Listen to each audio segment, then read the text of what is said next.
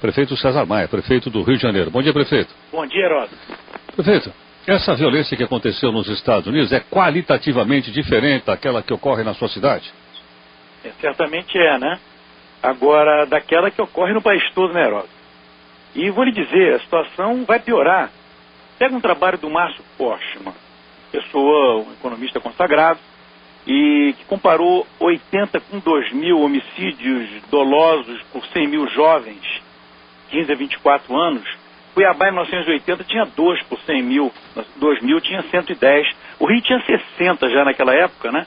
E depois tinha 120, enfim, hoje tem mais, certamente. Assim, Recife, Vitória, São Paulo, Baixada Santista, Baixada Fluminense, o Brasil todo. Aquilo que era um problema localizado, um corredor de exportação de cocaína no final dos anos 70, em direção à Europa, passando principalmente pelo Rio, porque o Rio é a única cidade do Brasil que tem porto e aeroporto internacionais, foi se espalhando.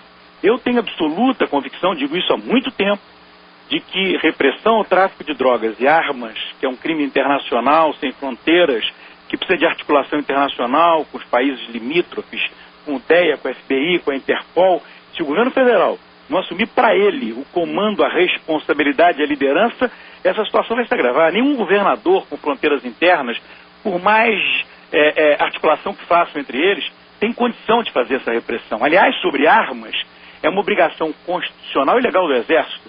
Na hora que aparece uma arma militar, numa fotografia que a imprensa, que o jornal publicou, que a televisão mostrou, aquela arma tem que ser apreendida por responsabilidade do Exército. Se eles não têm força policial para isso, que o governo federal constitua uma força policial adequada para fazer esse tipo de apreensão. Nós estamos numa situação que se agrava a cada ano. Os números, é só pegar uma série de 1980, 2006, e vai se ver que esse agravamento é geral, é nacional, cidades pequenas, médias, grandes. Outro dia apareceu um trabalho mostrando que os homicídios por 100 mil habitantes, cidades pequenas brasileiras, são os maiores em matéria de taxa.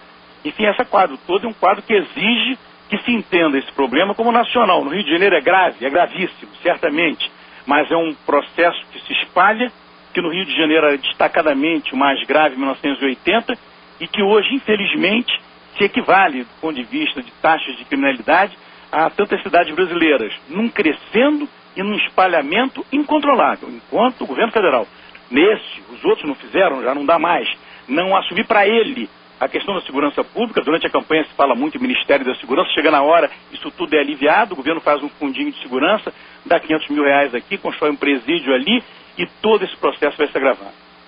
Bom, prefeito César Maia, bom prefeito, então esta situação é uma situação nacional, mas que tem a maior visibilidade na sua cidade. O impacto maior é a partir dos acontecimentos no Rio de Janeiro. A topografia da cidade e o tipo de ocultamento que o narcovarejo de drogas faz, e a exigência de armas militares pesadas para defesa de território, ocupação de território, produz essa visibilidade. As taxas nossas de criminalidade são altíssimas, altíssimas, mas infelizmente se equivalem a tantas outras cidades brasileiras. E em caso de taxa de homicídio por 100 mil habitantes, aqueles números apresentaram, isso é espantoso. O Rio de Janeiro no lugar 99 ou 102, não me lembro, isso foi há 3 ou 4 semanas atrás, a imprensa toda divulgou. Não quer dizer que, no caso, uma pequena cidade com 8 mortes se equivale a uma cidade como o Rio de Janeiro, que tem 6 mil, o estado do Rio de Janeiro, que tem 6 mil mortes violentas por ano, e a cidade que tem um pouco menos da metade disso. Mas é um quadro preocupante. Se você pegar os dados de cidades que eram muito pacatas há pouco tempo atrás, como Belo Horizonte e Porto Alegre, você vai ver que a curva fleta numa taxa aguda e inacreditável, e vai se ver que esse deixou de ser um problema dos governadores apenas e passou a ser centralmente um problema nacional e do governo federal. O prefeito César Maia, uma outra cidade também que teve bastante, que tem essas características de portos e aeroportos, e por aí pode então entrar ou sair a droga, é a cidade de Bogotá, na Colômbia, onde inclusive autoridades brasileiras estiveram lá. Que tipo de exemplo, que tipo de ação foi feita em Bogotá que talvez pudesse ser usada, por exemplo, no Rio de Janeiro? Essa eu conheço bem. Fizeram uma reconstrução da polícia. A polícia que combate o tráfico de drogas e armas é nacional. Tiveram até a sorte de ter o policial mais qualificado do mundo, que era o general de polícia Rosso Serrano, construíram uma nova polícia, mudaram radicalmente as instâncias de justiça que foram demitidos, 15 mil policiais, milhares de juízes, criaram juizado de instrução dentro das delegacias, não há duplo depoimento em que o traficante, o bandido, chega lá na frente do juiz, diz que depois sobre tortura e depõe tudo de novo, não, juizado de instrução lá. A Polícia Nacional foi reconstruída. Se você andar por Bogotá, você não consegue olhar para o lado sem ver três policiais juntos, armados pesadamente, e imprimir uma dura repressão urbana que agora chega à área rural através do governo do presidente Uribe. Aquilo ali foi um caso extraordinário de polícia. E, claro, depois disso você tem sempre uma articulação de programas sociais que imprimem uma intensidade maior, que tem mais espaço para atuar. Como é que vai se atuar do ponto de vista de certos programas continuados de inclusão em áreas em que nem a polícia tem mobilidade, como se viu ontem aqui no Morro da Mineira, no Morro de São Carlos, né? Então, a ação da polícia colombiana foi uma ação extraordinária, a ponto do FBI consagrar o Rosso Serrano como um policial número 1 do mundo e dizer que a polícia colombiana, naquele momento, falando de 10 anos atrás, 8 anos atrás, né, era a polícia mais qualificada do mundo todo. Uma reforma radical de polícia que nós precisamos também. E criar o juizado de instrução e transformar o pequeno delito num foco de atuação até das guardas municipais, que não podem, por razões constitucionais, deixando a polícia militar tarefas de maior monta, de maior importância. Enfim, se necessita de uma reforma constitucional, se necessita do governo nacional assumir essa responsabilidade, e isso tudo se discute muito.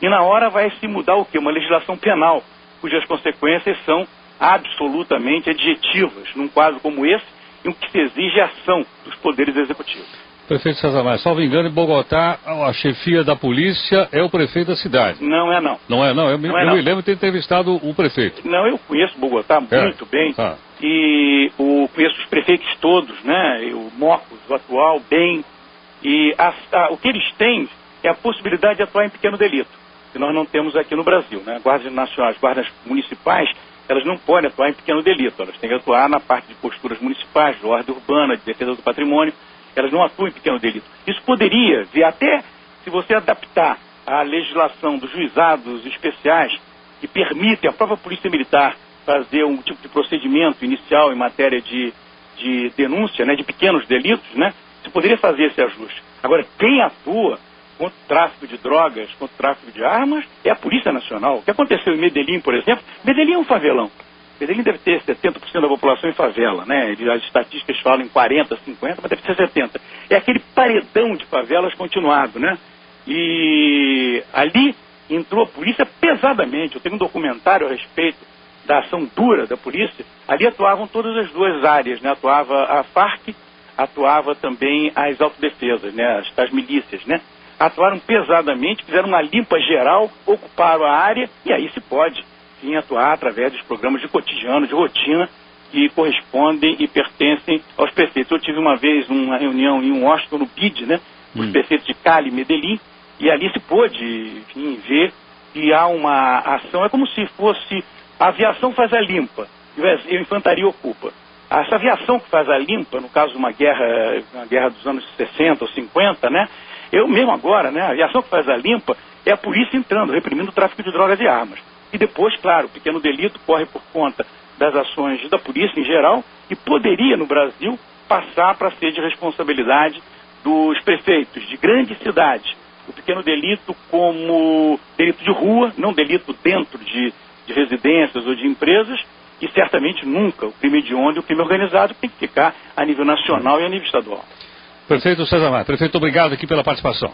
Eu agradeço muito, um grande abraço. Bom, bem, prefeito César Maia, que você ouviu aqui, prefeito do Rio, conversando um pouco conosco ainda a respeito de questões de segurança.